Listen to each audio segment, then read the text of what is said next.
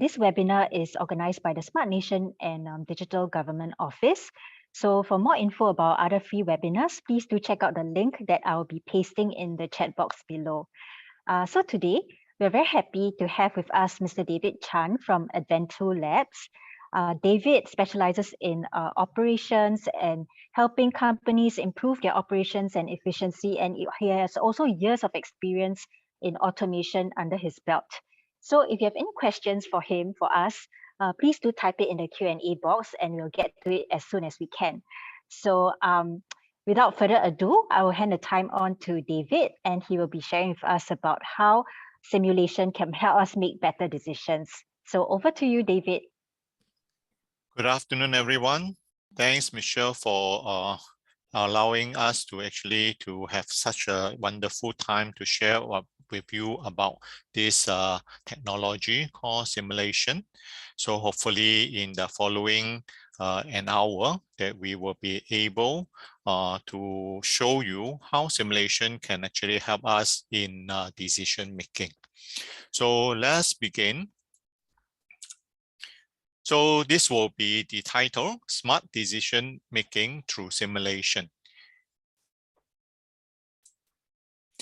My company, Advent2 Labs, our main operation is to help company in terms of improving their operation, looking into their different kind of workflow to see if there are ways to actually shorten the workflow, more efficient, more lean way of doing it so that we can actually reduce the operation costs and make the company become more competitive.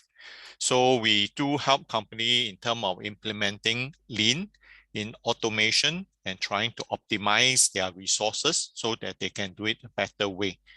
At the same time, we are also the sole distributor for this particular simulation software, which is FlexSim, and we also help to equip the user so that they can make use of this software to do their own internal project. A little bit of my background. I used to come from a factory automation background with a Japanese company for a number of years. Subsequently, I actually joined the academic industry as a lecturer. Even now, I'm still giving a lecture with some of the local university as well. My field of experience is in automation, robotics, mechatronics, operation management, industrial engineering, lean, and also simulation as well. So if you have any question with regards to this field, we'll be more glad to help you to actually answer them accordingly. This is the synopsis of the day. A smart decision always is backed by data and what-if analysis. When we are talking about a smart nation, we are not talking about only intelligence, but when we are doing a decision making, we cannot be haphazard and just based on our past experience. No one knows what will be happening, just like in the current situation, as the situation getting better, then suddenly we have an Omicron coming in. So actually a lot our pace are being affected. So therefore, in the sense that when we are making decisions, we need to back by our data. We need to back by different kind of experiment to make sure that we can cover most of the area before a certain decision is to be made. And therefore, decision makers can make a better strategic decision if they can able to understand the potential strength and weakness of each of the available option for them to do through a computer simulation. Then a smart decision can be made. Through this talk, the objective is to provide everybody with a basic understanding of simulation and how simulation can facilitate decision making. First thing, we would like to look at business decision versus customer experience. I would like to share with you with this model, we call it Kano models of customer satisfaction. There are 3 levels of customer satisfaction. Number 1 is meeting the customer expectation. Second is exceeding the customer expectation. And the 3rd level is anticipating customer expectation. In order for us to be competitive in the market, we will need to making sure ourselves is able to move to the third level. Because the first level is basically meeting just the customer expectation. We are providing just the essential goods, essential service, just like when somebody purchases a car must come with 4 wheels. The car must be able to travel, move from point A to point B. So that is something that the good and service must have. So even though you can be very good in this area, but it will make no difference to the customer because these are essential items. But however, if a company is able to provide a technical advice and service to monitor the car condition along the way, all right, throughout the time that the customer purchased the car, so in the sense that this might be able to meet the customer wish. So how I wish somebody is able to help me to check the condition, how well my car is running, why is my petrol consumption is going up. So there are people able to support me to answer such a questions. So if this is being met, the customer problem is being solved and he's satisfied with it. So it's a kind of level, customer satisfaction level that exceeding beyond what actually the customer will expect to have. And then we look at the third level, anticipating. If the car dealer is able to remember your anniversary of purchasing the car, all right, and they even able to send a special gift during those days, yeah, and this will actually make a customer to become very excited. It's a wow factor that actually the company is providing for the customer.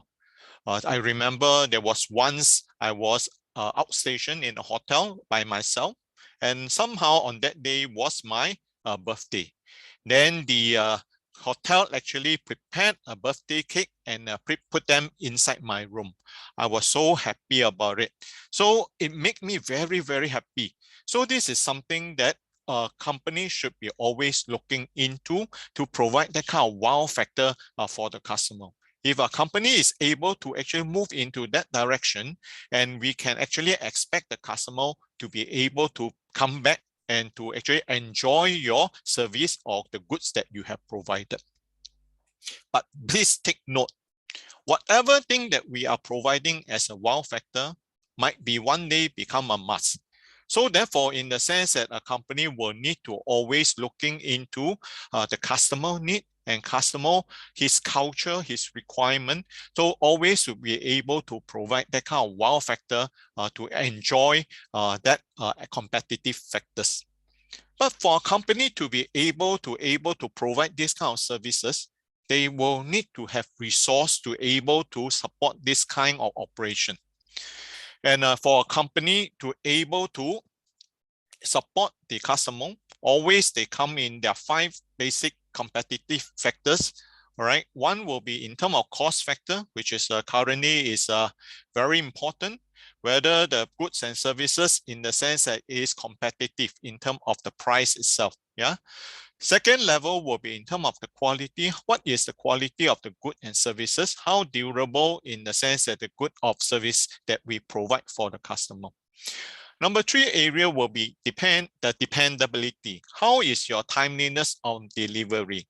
Just like, for example, you purchase something from Shopee, and is the goods able to arrive timely, all right, to meet your requirement? And whether in the sense that the item that deliver is accurate to the quantity, to the specific so-called model that you have ordered. So that is the dependability. Thirdly, will be in terms of the speed.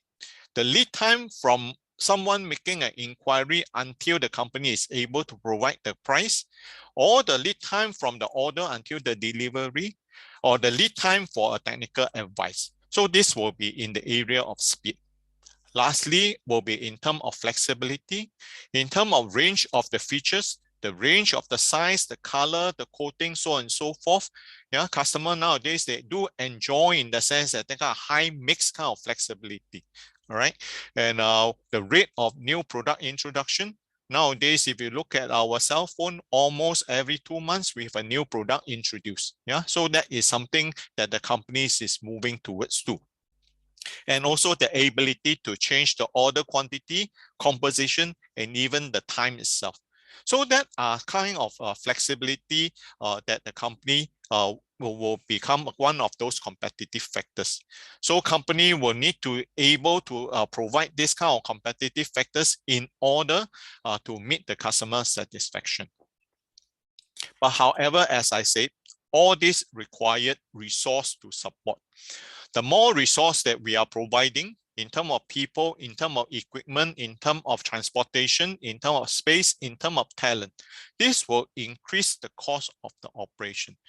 And but however, this will actually make the customer to be more satisfied. But on the other hand, as a company to operate, we cannot always running at a high cost. So therefore, in the sense that we need to balance up between customer satisfaction and cost of operation. And we need to meet a threshold that the customer is satisfied at a certain cost that the company is able to bear. Yeah, so that is something that company have to find a balance between the customer satisfaction and cost of the operation. What are the decisions that the company have to make because of this? How many resources do we require in order for us to meet the customer satisfaction or requirement? How many staff should we have, or what are the right skills that we should have allocate to do this job in order to meet the customer requirement? How different the customer order should be fulfilled in the shortest time? If you have different mix, different color, different quantity, how can this be actually fulfilled? Will increasing the investment in the operation bring in more customer? Is option A better than option B, or is there an optimum option that we can adopt to? All right. So these are some of the strategic decisions the company need to look into, so that they will actually have to make a right decision in order to support their operation. Now, I would like to introduce you the concept of computer simulation. What is computer simulation? In a simple words over here is using computer algorithm to mimic an operational system. So we would like to look into a few keywords over here. The first keyword over here is computer algorithm.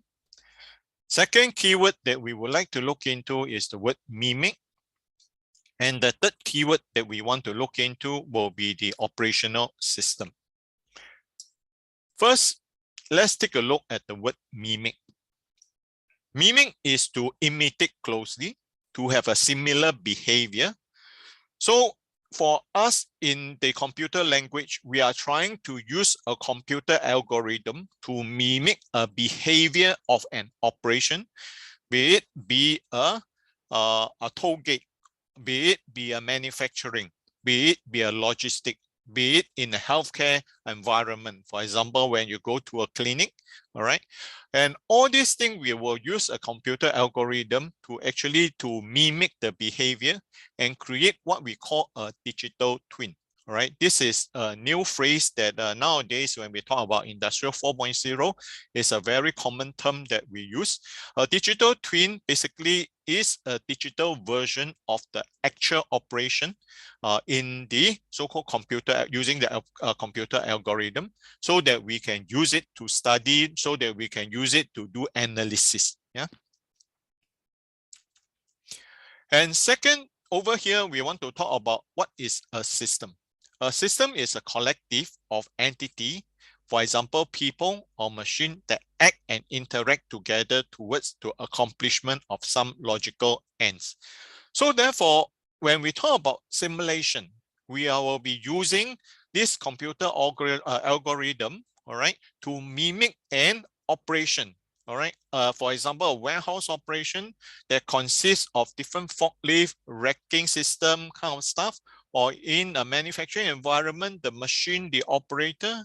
In a service environment, we are talking about the customers and also the goods that the service that provide, and also the waiter, waitress, all right, to support the operation. So these are the things that we were trying to create the digital twin and on the computer itself, and we will try to, in the sense that to mimic them. So that is what is computer simulation about. But in practice, the system actually depends on the objective of the study. So therefore, in the sense that if we are doing a simulation, it is very important that we will be able to scope up the project itself. In what area, to what area are we focusing in? What is the problem that are we trying to solve? For example, if we are looking into the study of how many vaccination stations is required in a vaccination center so that the people will not need to wait beyond half an hour. So over here, we are defining a scope. That means basically it is within the vaccination center. And our problem over here is the target over here is the vaccination center, the station that we want to try to look into. And the problem that we are trying to solve that people will not need to wait for beyond half an hour. So the system can be defined to be only the portion of the vaccination center consisting of the nurse, the vaccination station, and the people waiting in the queue or being served. So that become our system. So we do not need to look beyond that or after which, all right? So we can simplify that is the system that we are looking at. And we do not need to do any more further than that because that is out of the scope of the analysis. Now, I would like to emphasize this word, or maybe I want to talk about this term digital twin. So as I mentioned earlier, by having a digital version of the operation or the real life operation, decision maker can evaluate the option without having a real world. Yeah. So what are the things that we will need to input into the simulation? For example, we would like to put the arrival rate of the people, the arrival rate of the purchase order, the arrival rate of the patient. Yeah, so these are something that we can input. The number of workers, the number of operator, number of workstation, number of machine, and each of their processing time. This become an input towards the model. And after the simulation, we were able to obtain information, for example, throughput, number of operator, number of goods that have been completed, number of services that we have completed, number of so-called the patient that we have served. Yeah, so this become a throughput in the system. The utilization rate, how busy are the equipment, how busy are the workers itself, waiting time, how long does the so-called the customer need to wait inside the queue, or maybe the patient have to wait in the so-called waiting room. And lastly, for example, we can have lead time. That means the total time that to complete the whole operation. Yeah. In the healthcare, we maybe talk about this is the length of time that they stay inside the hospital or maybe the clinic. So the shorter, the better it is. Yeah. So these are kind of output that we can generate from the model, so that with this output, we can know based on this output, we can make a decision of whether this kind of input parameters, they are good for this particular operation. I'm showing different field that simulation is being used. For example, in the manufacturing, what you are seeing now is a model of a manufacturing model. All right, that we actually able to see what is the throughput from the output from the whole manufacturing system. We can also use it to design in the sense that to study into the design of the equipment. The conveyor design, is it good? All right, does the equipment failure rate impact towards the whole operation? How about the resource? All right, the number of workstation, number of material handling equipment, the staff, are they effectively being used? Also the lead time, time to turn the order to the product. Yeah, so these are the things that we can make use of the simulation to actually to study into. Another area will be in warehousing. Again, the throughput will be the quantity that come in, inbound, and quantity that outbound, which is important. The turnaround time, that means the time between the put away and order picking. Also the storage allocation, how is the so-called the material are being put away allocated, all right? Whether it's a fast moving item, slow moving item, where should we place them, all right? This will affect our turnaround time as well. The storage space required, right, balance between the arrival and demand rate. So if in the sense that if we have a high arrival rate, all right, low demand rate, then we will need a lot of storage space. On the other hand, if let's say we have a low so-called arrival rate, high demand rate, then basically most of the time we are out of stock. Yeah, so we don't need really a lot of so-called storage space. But we will need to find a balance between these two so that we will keep sufficient inventory to meet the customer requirement. In operating the warehouse, we also need to know the number of material handling equipment, the number of people that help to pick the order, the number of maybe the auto-guided vehicle that the automation that required to be implemented in the warehouse. On the healthcare area, all right, simulation can be applied to healthcare to find out the patient experience, the waiting time, how long it required to wait in the waiting area, the walking effort. If this particular hospital, in the sense that is dealing with the elderly, we do not want the hospital to be designed such that the patient need to have a lot of walking. Yeah, so we need to, in the sense, redesign the layout to shorten the walking time or the walking effort, and the time that spent inside the facilities. Yeah, the shorter definitely will be better it is. Yeah. On the staff itself, the doctor, the nurse, the technicians, all right, the shift, how is the shift, the job allocation affect all of their usage? Yeah, are they being used effectively? All right, are they very, very busy, or are they in the sense that can our job be reallocated so that job can be more balanced? How to reallocate this job? So something that we can actually use a simulation to study into. And lastly, about the space, the overall traveling distance, not only for the patient, but also for the staff as well. All right. So it's something that through the simulation, we can look into. Fast food.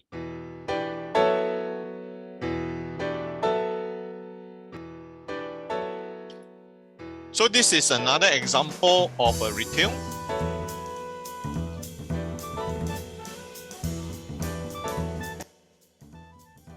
So we can actually make use of this simulation to look into, again, the customer experience, how long required to be waited, is there any congestion, all right, in the layout itself, especially nowadays with the COVID and the so-called safe distancing measure, is there congestion actually happening in the restaurant itself? Yeah, so that we can actually space them out. How should we go about doing that? So this is towards the customer experience.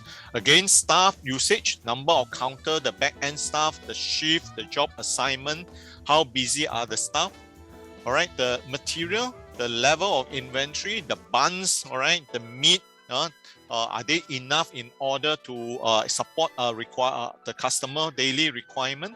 How about freshness of the goods? So there's to say that certain goods, maybe cabbage, after certain hour, we will need to throw it away. So how much, in the sense, a kind of inventory that we need to make sure that the goods or the food are fresh enough to support the operation. And lastly, the layout of the kitchen that also affect the traveling distance as well. Yeah. So these are some of the example how simulation are being used in the industry to actually to evaluate the current situation, all right, the real life situation, and also when they use for planning. Yeah. So they can make use of the simulation for planning as well.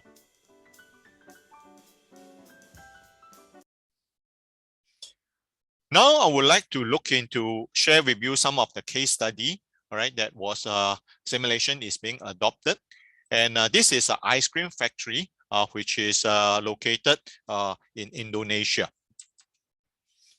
So the case study is that this particular factory is looking into how to automate their material movement operation so that the material can be moved from the machine all the way to the manual palletizing area using conveyors.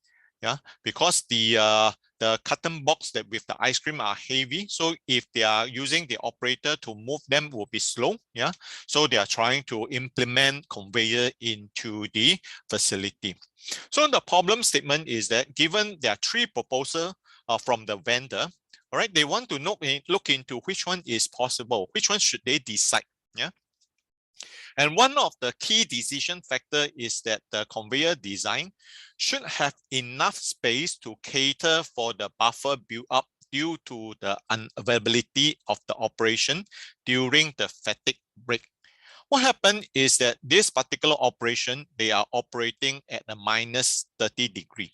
So the operator, after running for about 40 minutes, they will be given a fatigue break. So when the people are off for fatigue break, nobody are palletizing the goods, the carton box, and therefore the carton box will build up on the conveyor. So they would like to look into a conveyor design that is long enough, all right, such that they were able to handle all the buffer build up.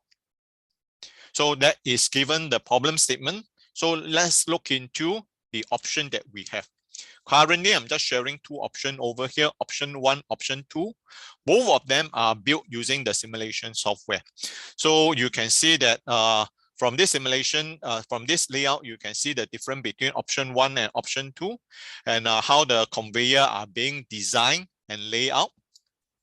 And we run this in the simulation software, and we are able to identify the throughput that is from these two options. One, we obtain about 2006, about 2007, and the other about is 2002. So based on this evaluation, we are able to look into option 1 should be a more suitable solution for us because it provides a better output. So picking up in option 1, then we would like to further study in terms of the conveyor design.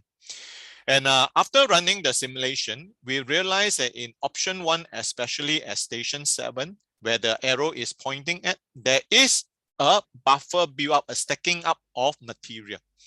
And we look into that. That material stack up is because the operator cannot find a space on the conveyor to place a carton box.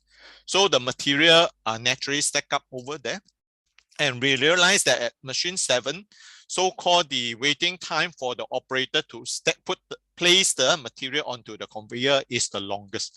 So we will find that in the sense that in the conveyor design, we should be pay attention to this station number 7. So we recommended the owner to introduce what we call a spiral conveyor, which is somewhere over here, so that we can lengthen the length of the conveyor. So by putting that, we realized that the waiting time of the box, all right, in station number 7 dropped from 100 over second all the way to about 6 seconds. Yeah. So basically, we can see that by introducing this particular spiral conveyor, the length is long enough to reduce the waiting time. So that is one of the recommendations that we put in. But however we further investigate, we ask ourselves this question: the build-up is due to the staff are unavailable. So why not? You can have a team of staff that when one go out to take a fatigue break, another person can actually come in. Then in the sense that we will not require to have a too long a time where nobody are doing the palletizing work. But the question is, how many staff do we need? Should we have baseline 7? Should we have 8? Should we have 9? How many were able to meet the requirement? So again, we run through the simulation. So you can see that on the right-hand side, we have the different scenario with the number of staff that we tested. So for 7 staff, that will be the output and that will be the waiting time. Yeah, and 10 staff, that will be the output and the waiting time. So we realized that from the experiment that we conducted, seems that 10 staff is sufficient. We are able to reduce the waiting time, yet at the same time, we are able to maintain the output itself. Yeah, so that will be the concluded number of staff that we recommend to that particular company. So that is how simulation are being used in this particular case study. Now, the next phase, we would like to look into this particular simulation tool. The name of the tool is known as Flexsim. Our presence is all over the world. All right, we have one bunch of good distributors around the world to support our customer. And for us, we are taking care of the Southeast Asia market. In the software itself, there are different libraries to represent the different kind of so-called item. all right, we have the processing resource. The processing resource that will represent the different this equipment. All right, processing resource will represent the different equipment, and we have the conveyor library. We have the conveyor library to represent the conveyor movement. We also have the transportation equipment to represent the forklift, the people, the AGV, and the robots. Yeah. So these are the different library that cater for different requirements. And we also have the people module that we use it for the healthcare as well. Yeah.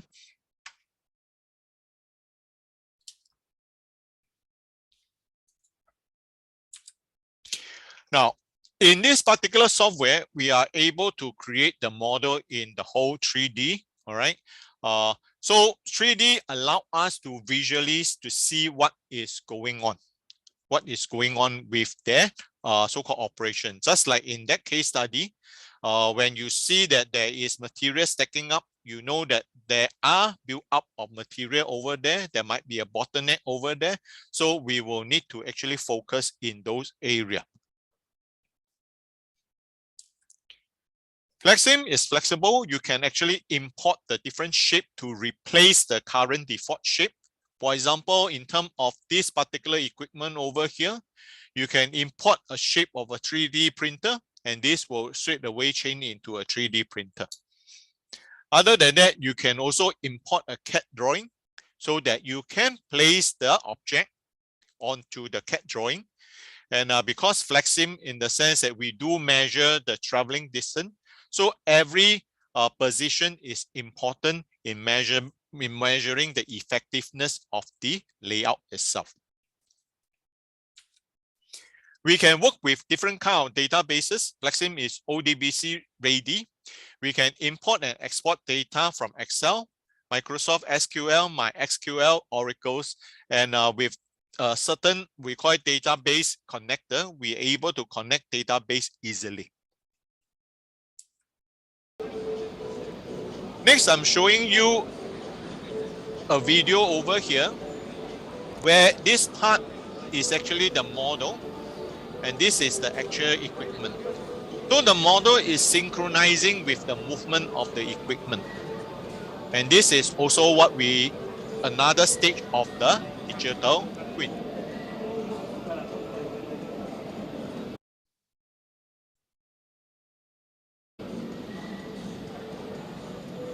So you will see that the model, all right, actually synchronized with what is going on with the real world, all right.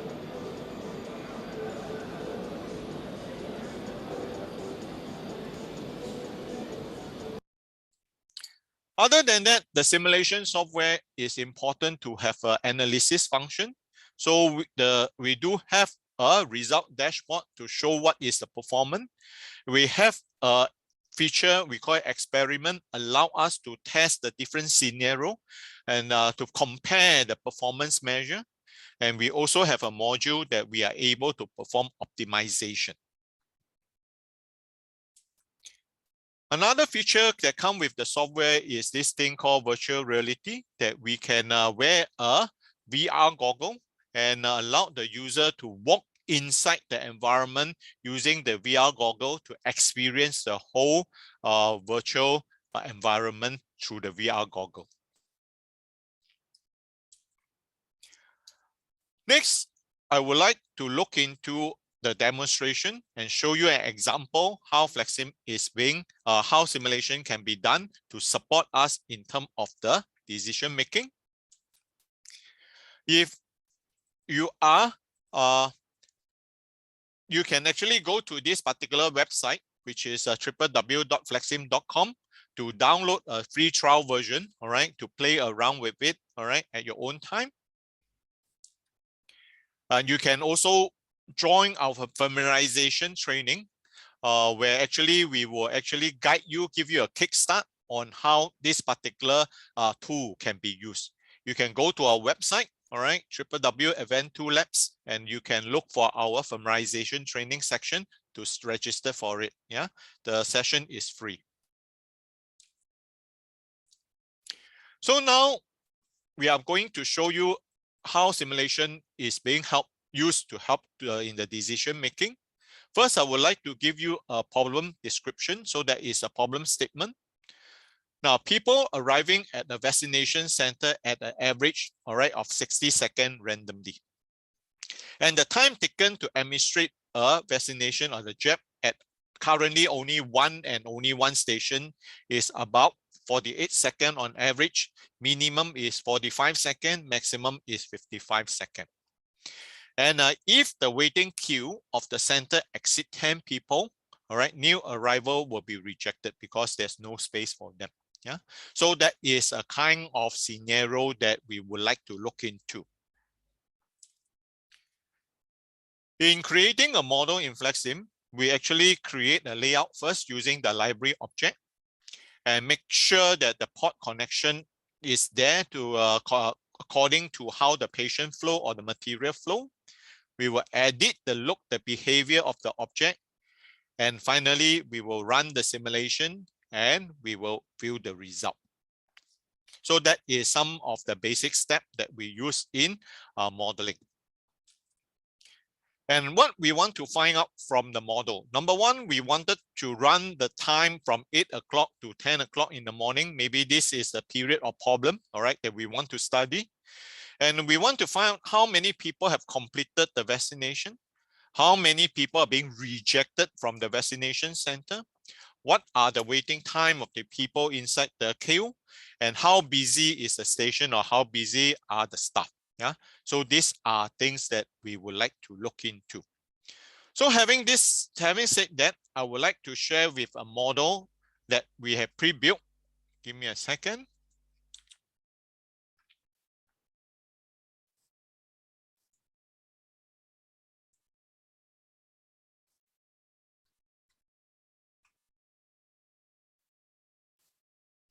All right, what you see now is a vaccination model that we have pre-built before the session.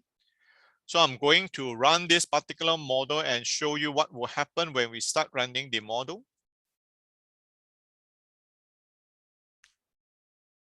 All right, so we were people coming in. And at this point, they are performing the vaccination. When this person is completed, he will walk out of the vaccination station. All right, so basically that is what happened. And if I increase the speed of this model running, you'll see that more people coming in. And when this vaccination station are being occupied, they will wait inside the waiting lounge. All right, when this is available, the next patient will come in. When this is completed, they will walk out of the facility. Yeah, so that is how this model is being built. So I would like to run this model for 2 hours. Don't worry, I'm not going to hold you back for 2 hours because in simulation software, we can do it in a split of a second. Now it is done. So you can see that we started at 8 o'clock. Now it is at 10 o'clock. And we would like to look at some of the performance measure over here. Based on what has been given to us, currently, all patients are being accepted. All right, so altogether, with that arrival rate, 90 patients have entered into the system and completed, all right, the whole vaccination. So altogether, there are 90 of them. The patient, they need to wait on an average about 196 seconds. Yeah, and currently the station usage is about 90%. So within this 2 hours, 90% of the time that this particular station is being occupied. And we also know that the staff roughly is about 67% being used. So that is the situation when we have one station and one staff to cater for that particular arrival rate. So now from here, we are able to, based on this model, to evaluate, to understand the situation when there is one staff arriving. With one staff with the same rate arriving. Yeah. So what happened if there are more people arriving? So just now I was saying that the rate is 60 seconds randomly. But what happened if now we have 30 seconds that people comes in? So I'm going to change this value to 30. So in the sense that you can actually look at the information to do in the sense that what happened now in the sense that people are coming in at a faster rate. So what will happen to this particular vaccination center? So again, I'm going to do a run of this particular model again. So after 2 hours, with this arrival rate, we know that in the sense that we have 95 accepted, but there will be 116 of them are being rejected from this particular so-called station. And now the waiting time has gone up to 350 seconds, and the station usage is about 97%. 97%. So it's highly being used. Yeah. So when we double the arrival rate, we can see that that is the situation. Now, with this situation, we will want to ask ourselves one question. Should we have another station? What is the advantage opening up another station?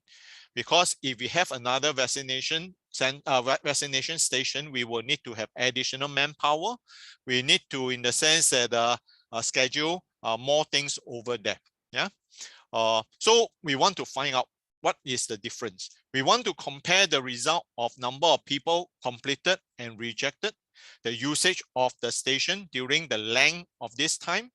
And after that, we might need to make a decision saying that should we have another station. So let us get back to the model again. Let me initialize the model. So what I'm going to do is that I'm going to duplicate this particular object.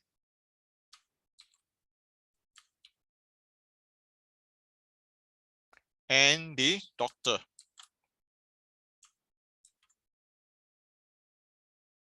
So now I have two stations. I have two stations. So with this, what will happen?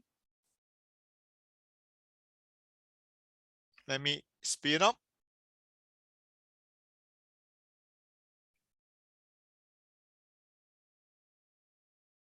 So I have two staff that take care of the patient that comes in or the people that come in for vaccination.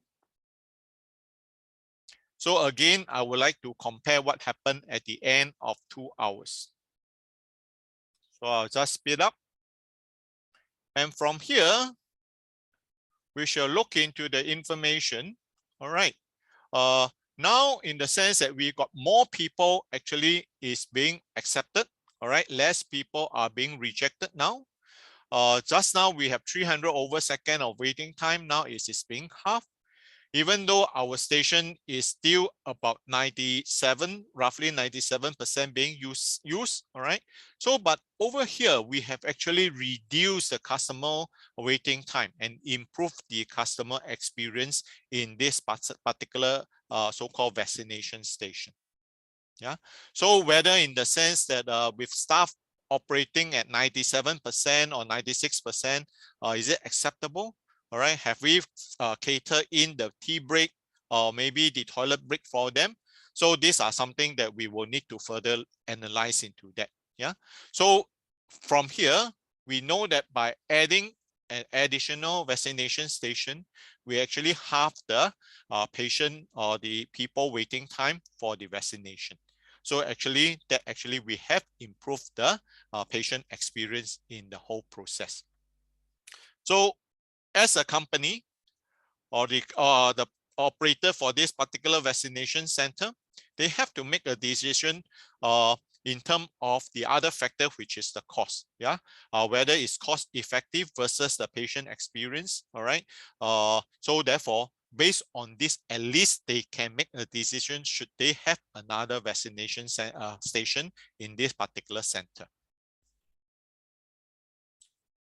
So in conclusion over here, in real life, situation actually changes very randomly. All right. In order for us to make a right decision to win the competition, one need to have sufficient confidence level to make that decision. And that particular decision and a smart decision required to have a data to back you up so that you can make a right decision. And computer simulation does provide you with the insight of the situation from the various aspects so that the right decision can be made. So we have a tagline over here: don't speculate, but simulate. Don't base on your past experience, even though your past experience is important, but however, a lot of things change along the way. We will use that experience as part of the experiment that we can test it out, right, to confirm whether that particular set of experience still can be used for this current situation, or we can actually modify that particular past experience to improve it such that we can have a better customer experience. So if you have any questions, all right, feel free to contact us. Yeah. So this is our information, and this will be again our website. So we will be glad to actually answer all of your questions.